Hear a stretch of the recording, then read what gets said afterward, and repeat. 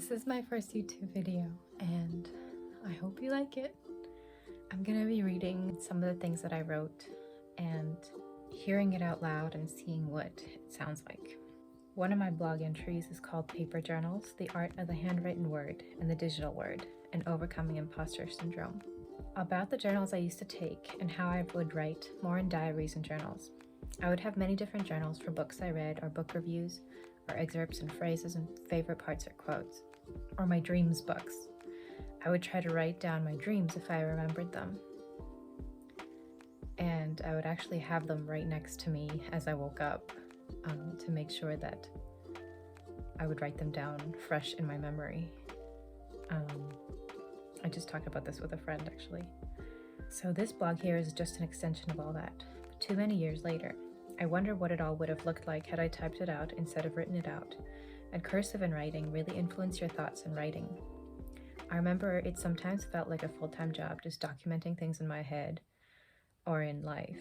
And also I struggled a bit with imposter syndrome, not realizing it. I think I would have classified it back then as something else. Perhaps I'm wrong to call it that even now, but it was a lot like I wouldn't feel comfortable publishing something that didn't have correct punctuations. Now it's like a necessity to get stuff out of my head, so I'm unapologetic. And also the anonymity certainly helps because I don't have to account for other people who know me to be embarrassed by my train of thoughts or anything. It doesn't impact anyone directly who is close to me, so there's more freedom even if I am just being myself. The knowledge that no one is directly affected by my words is a relief. For now, why didn't I think of this sooner?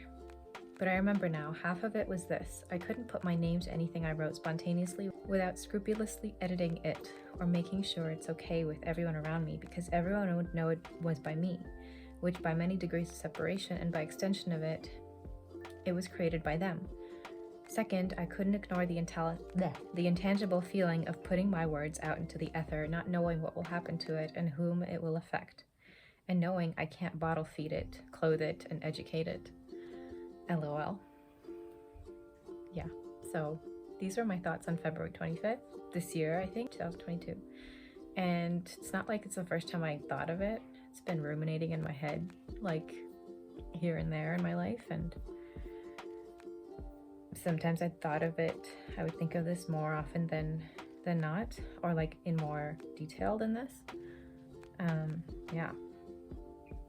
Let me know if any of you guys think about these things.